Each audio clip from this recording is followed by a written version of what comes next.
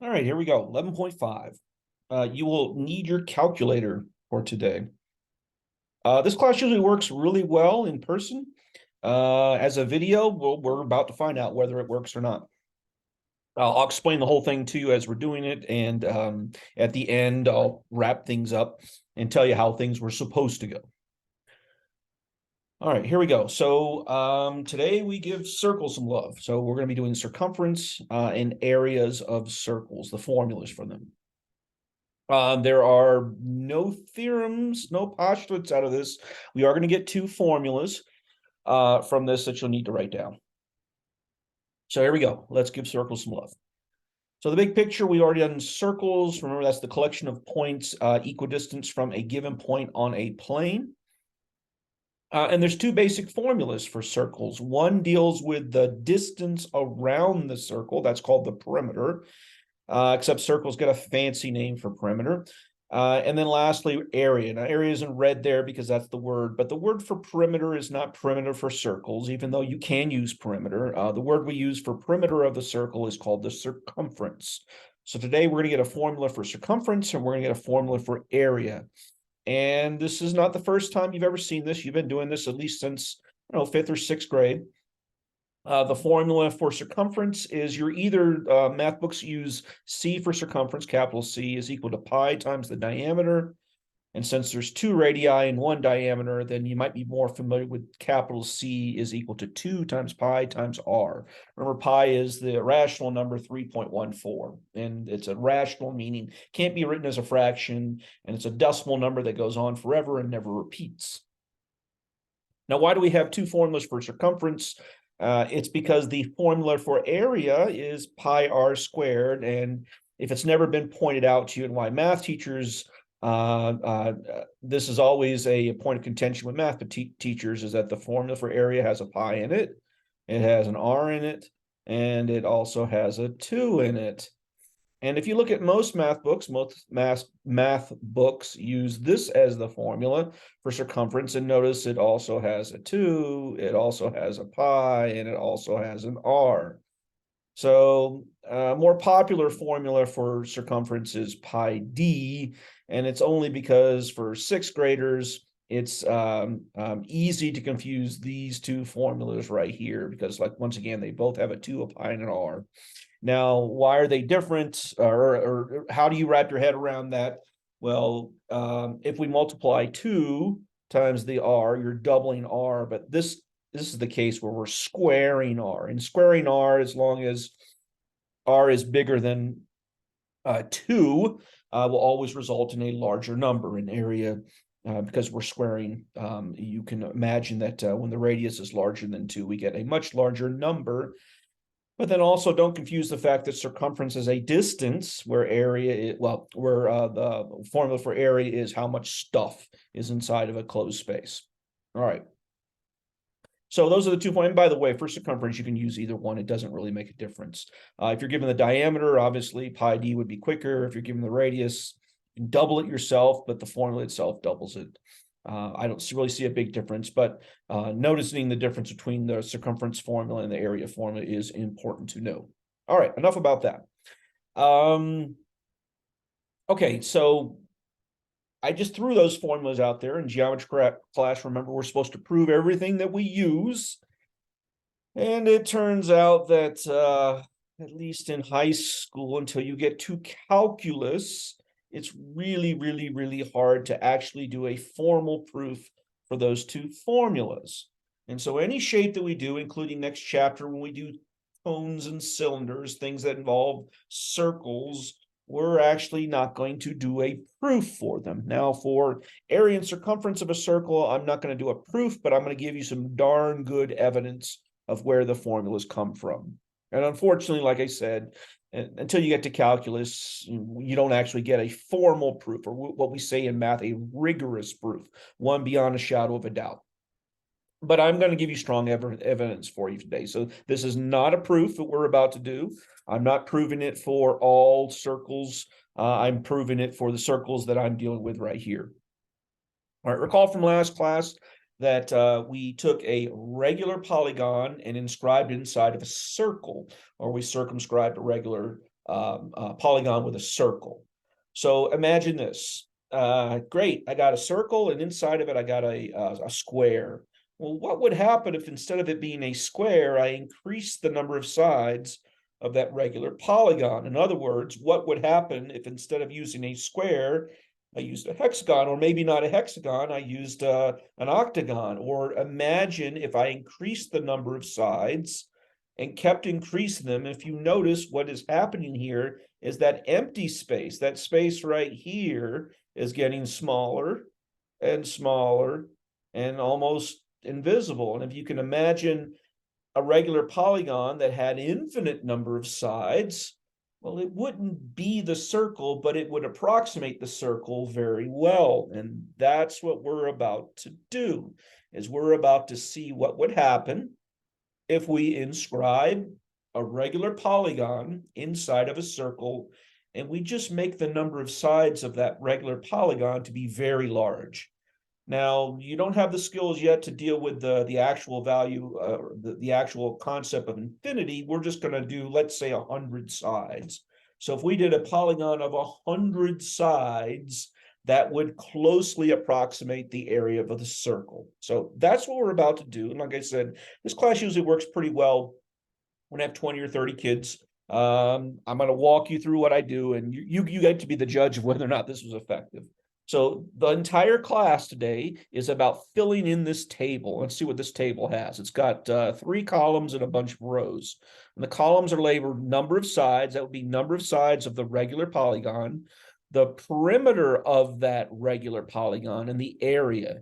And if we increase the number of sides, we'll eventually go to 100. We should closely approximate both the perimeter, that's fancy words for circumference, and the area of the circle itself. So we'll start off doing one with 4 sides. In other words, if that's regular, then it would be a square. So let's see if we can figure out the perimeter. Now, I'm not doing the perimeter and area of the circle. I'm doing the perimeter and area of the regular polygon, because I got a nice formula for both of those.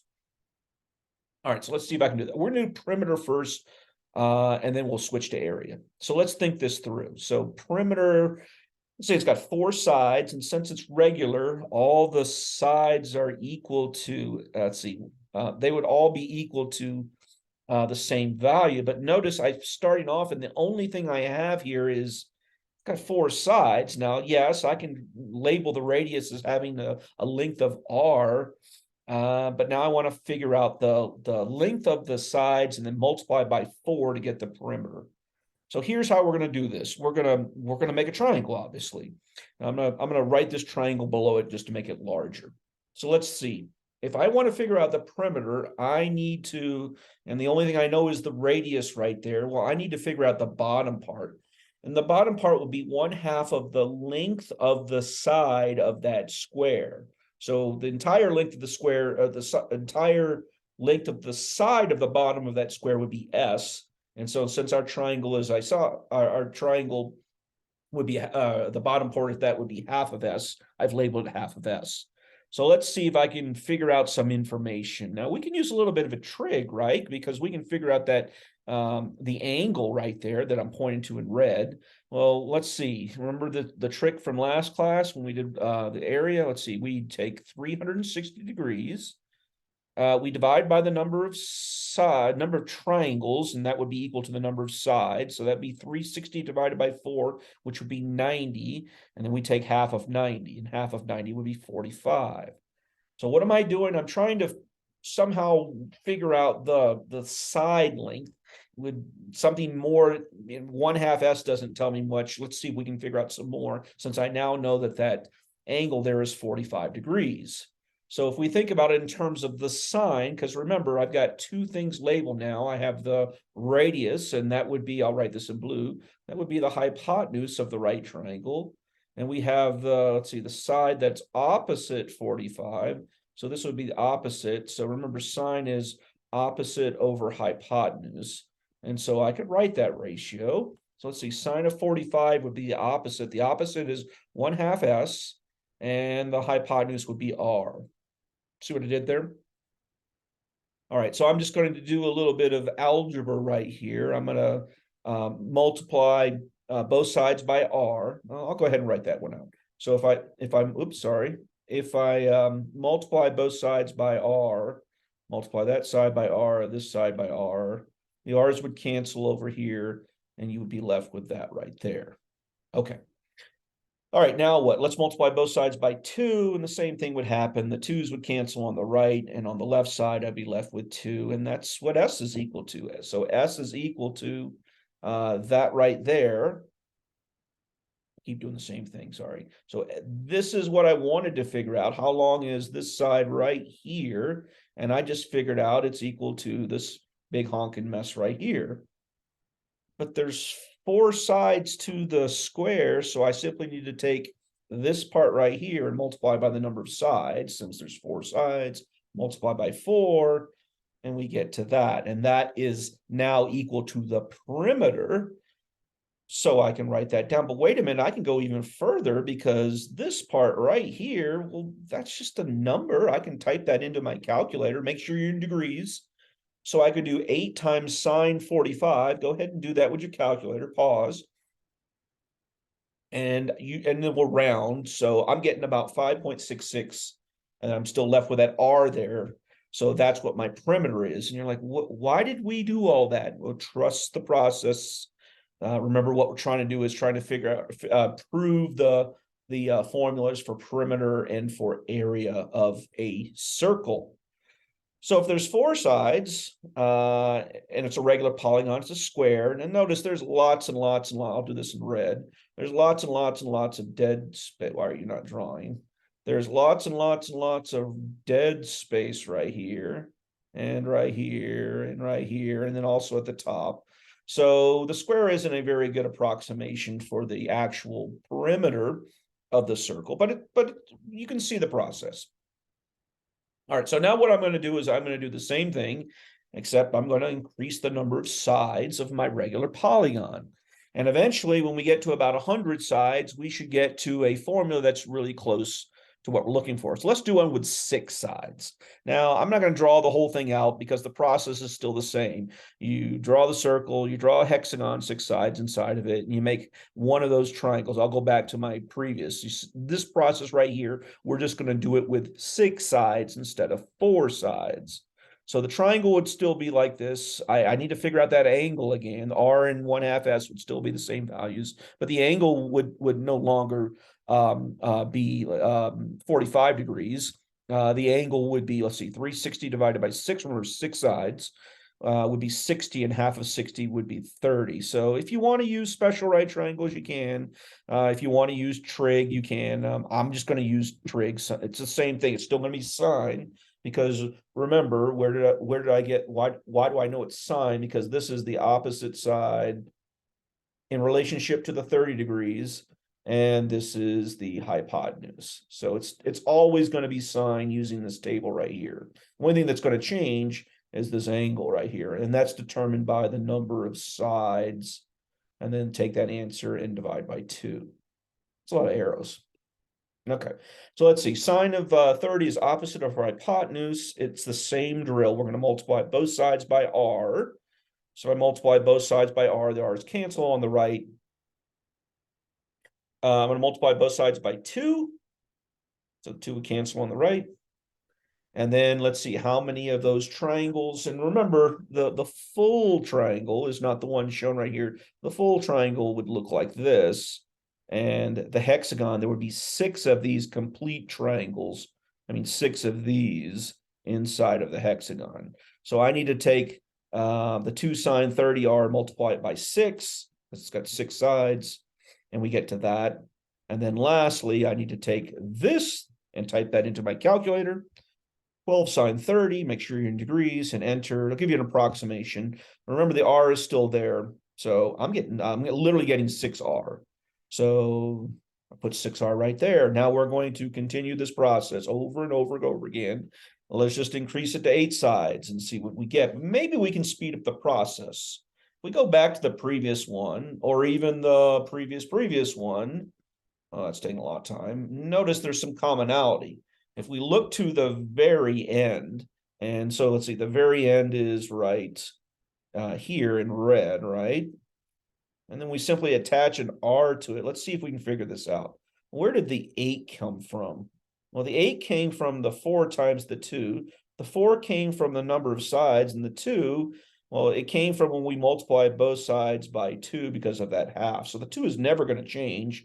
What's going to change is this 4, and that's just the number of sides. So this number right here in our final, before we type into the calculator, will always be 2 times the number of signs.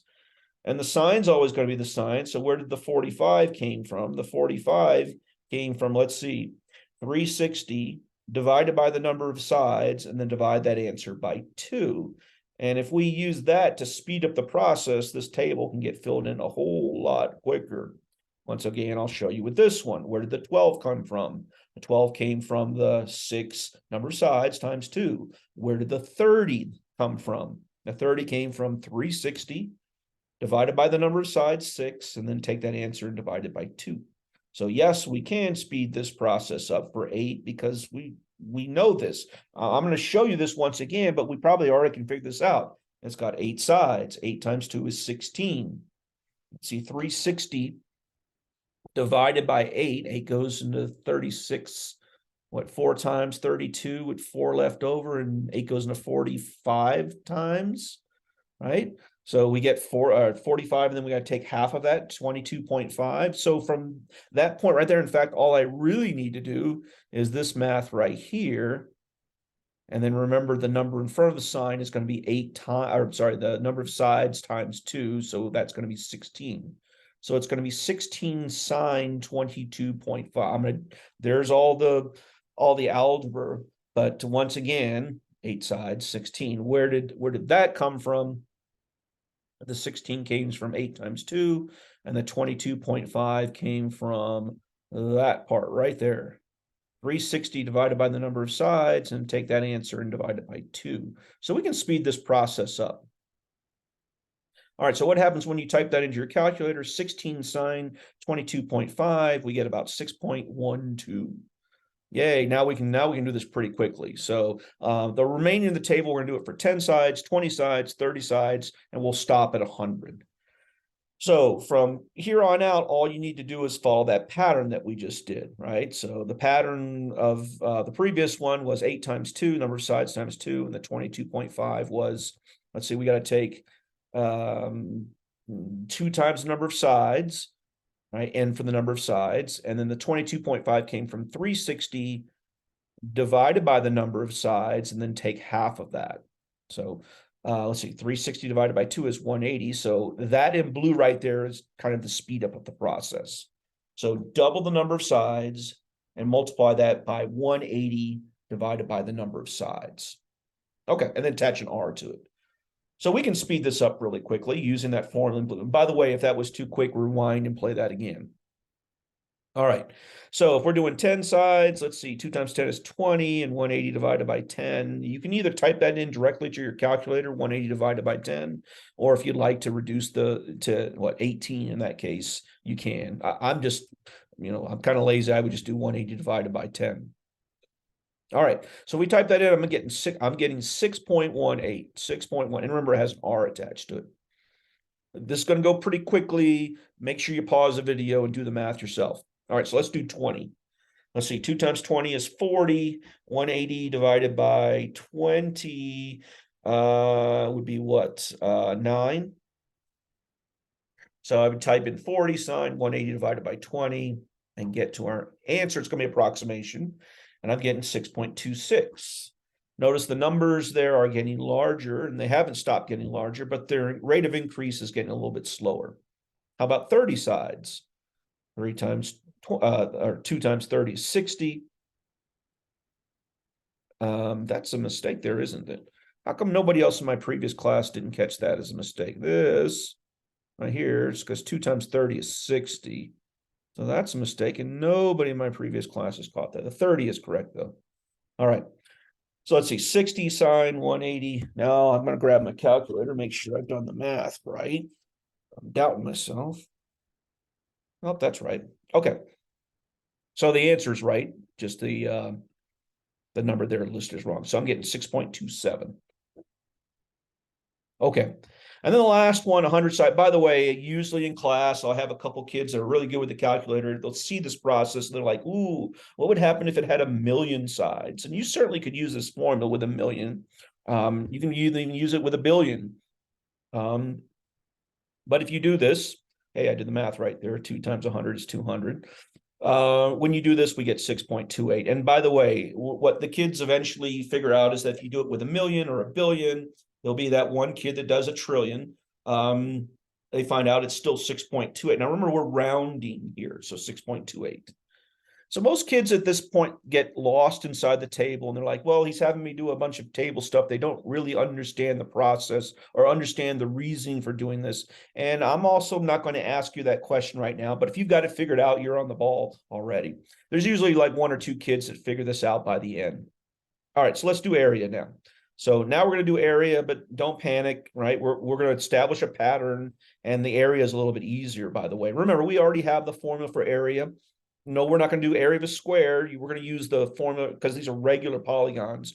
We're going to use the 1/2 PA, okay, or AP. Like remember, A stands for apothem and P stands for perimeter. And hey, guess what the first column is? The first column is perimeters. So all of these are the P value for the formula right here. So all I really need to do is figure out just the apothem and then plug those numbers into the formula, and I'm done. So let's do that. Let's figure out the apothem for each one of these. These will go a little bit quicker. Okay, so once again, set up a triangle. And this time, well, I know R is R. I don't need to do the bottom part, the 1/2 S. I need to do the A part right there. So same thing with trig, except this time it's not going to be sine. Once we figure out this angle right here, once we figure out this theta right here, let's see, that this would be A adjacent, ADJ. I'm just going to write that. And this would be your hypotenuse. And that would be what? The cosine feature? So toa, adjacent over hypotenuse. Okay. So that'll make our life a little bit easier. We're going to do the same thing. 360 divided by the number of sides, then divide that by 2. So that's 45 degrees.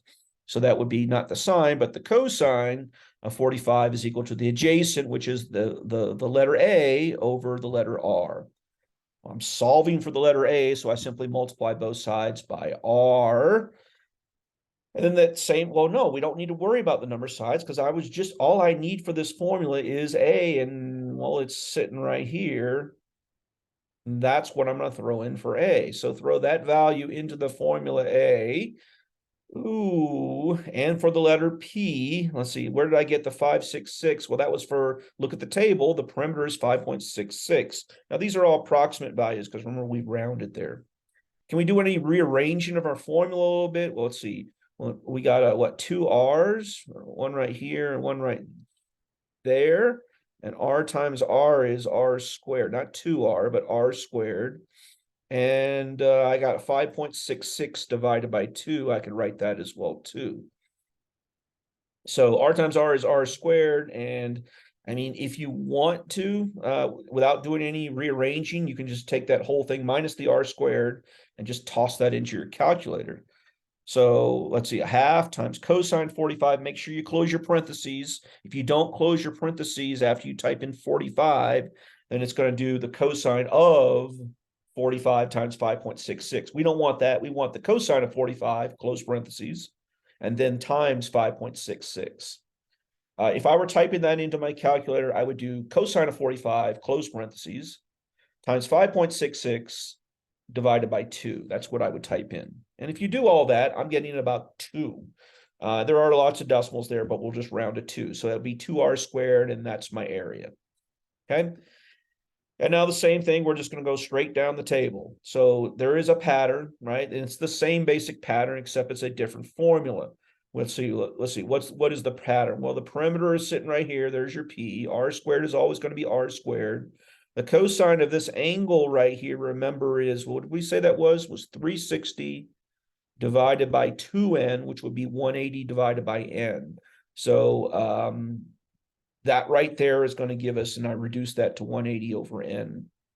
And what's this P hashtag right here? This means the perimeter number, not the using the letter R. So the R has already been multiplied in the formula, and I got R squared. So you don't need to write, for instance, for the next one, 6R, just 6. 6 is the perimeter number, excluding the R value. All right, so that's my formula that I can use for any one of the numbers in the table. So that's what I'm going to do. All right, so let's do one. So the next one, there's my formula. So I need to do, and by the way, some kids just type this in directly left to right. So instead of writing half, they write 0.5, or if you want to do 1 divided by 2, that's fine. Just make sure you put that in parentheses. Let's see. So it's 1/2 times the cosine of 180 divided by how many sides we have? We have 6 time, and then close your parentheses, and then times the perimeter, just the number, not the R, and that would be times another 6. Okay. Type that all into your calculator and plug it in R squared, and I'm getting 2.60. Just like the previous one, I'm going to talk you through this very quickly. Pause the video. Just make sure you're doing these calculations. All right, so plug that sucker in. And then we're going to go straight down and do the rest. So the next one, the number of sides is 8. So, and then the perimeter number is 6.12. Type all that into your calculator, hit pause. And I'm getting 2.83 R squared.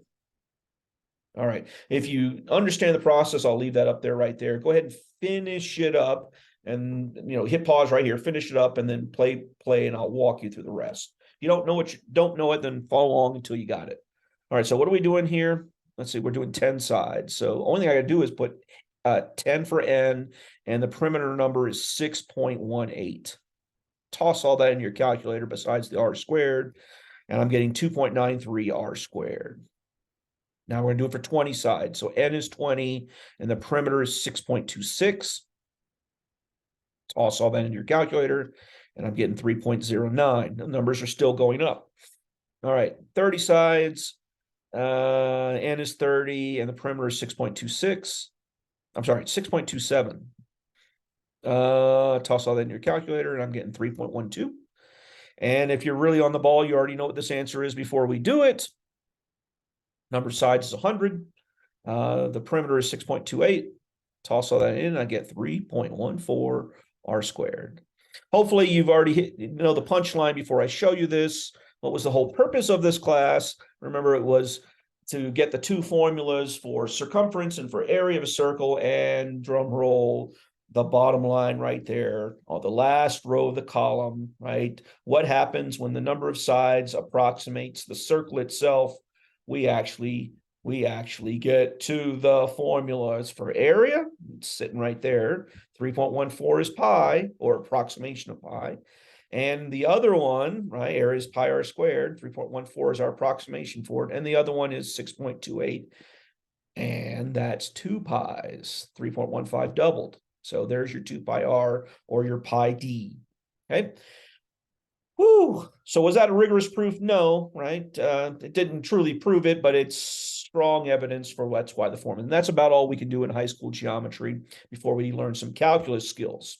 So pretty weak proof, but it's good enough for us. So this, I don't know why they don't write this as, well, I mean, I do know why, because we didn't really prove it. So they can't write this as a theorem because it was too weak of a proof for that.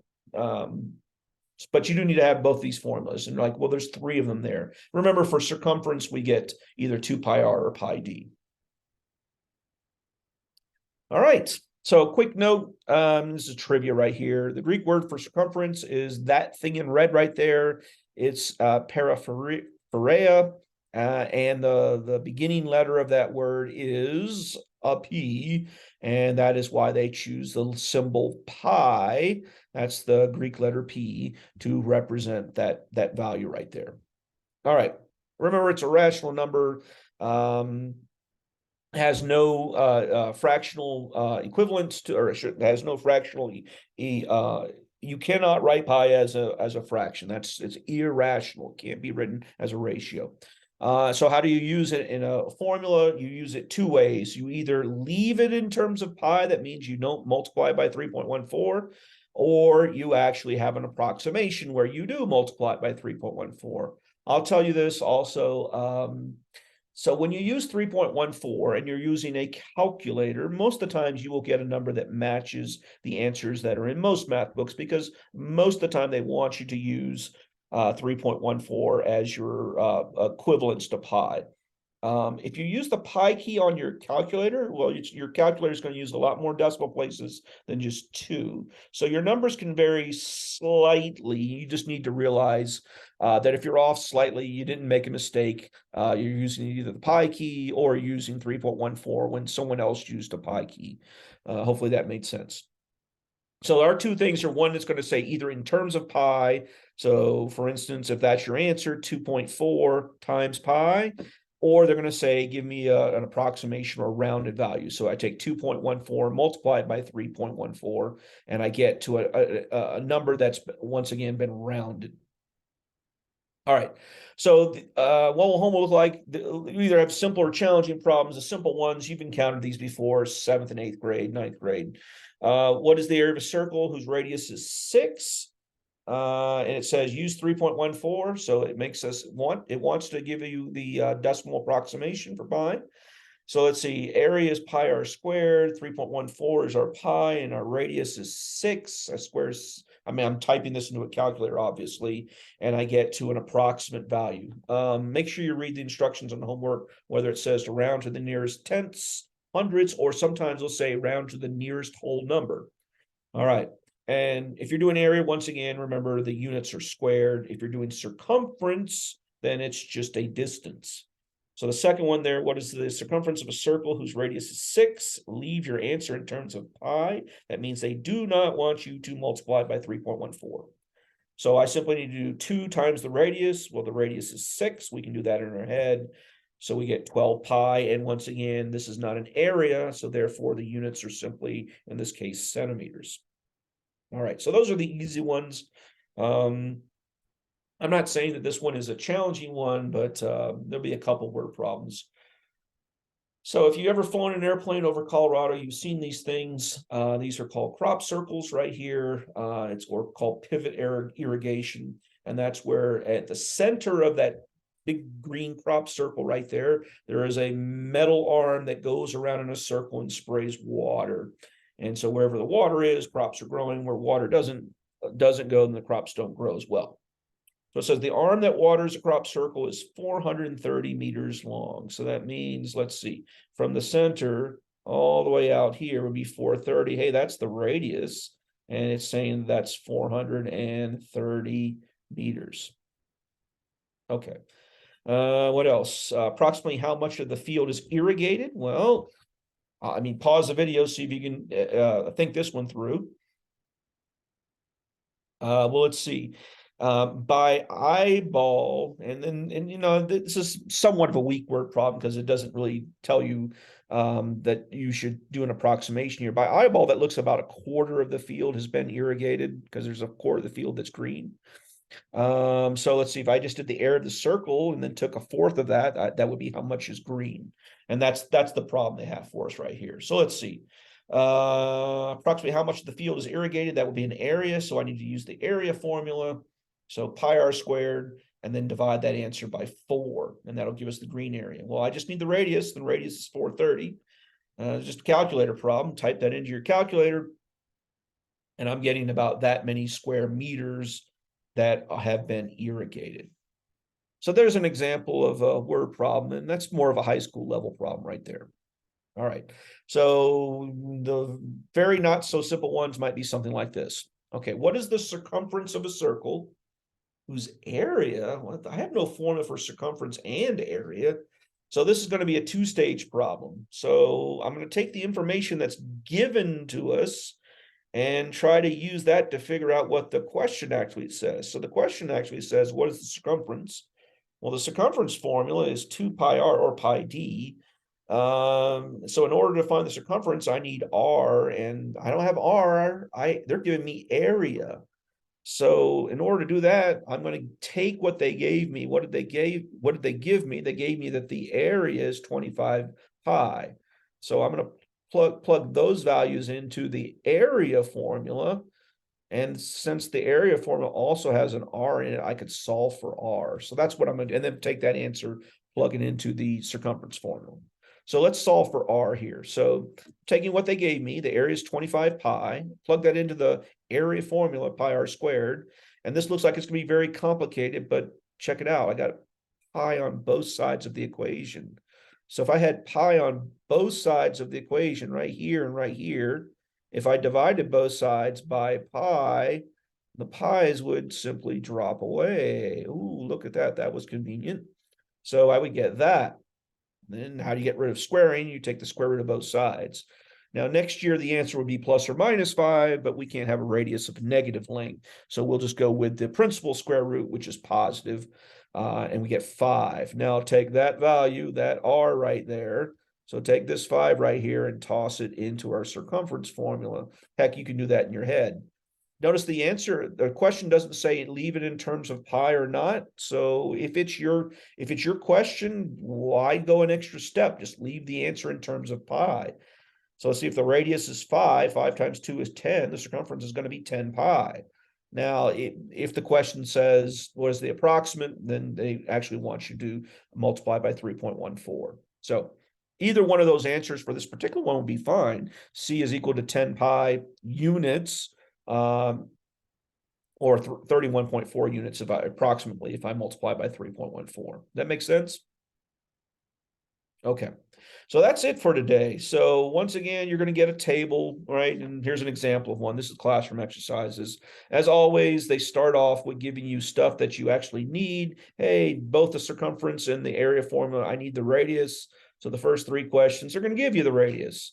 Then they're going to give you the circumference. And just like what we just did before, they give you the circumference, you can solve for R, and then you can use that to find the area. And lastly, they're going to give you the area. You can plug that into either the circumference or the area formula. I'm sorry, plug that into the area formula, solve for R, and once you have R, you can find the circumference. By the time you get to chapter 11, you've dealt with these tables so long, you kind of know the pattern. Usually what they end up having is they have some variables. So this one never uses variables, and sometimes they'll throw square roots or something in there. All right, so I believe that will be it for today. Yeah. There's your homework. If you run into any problems, as always, shout out to me, send me an email, and I'll give you some assistance. If not, that will be it for this class. Have a great day.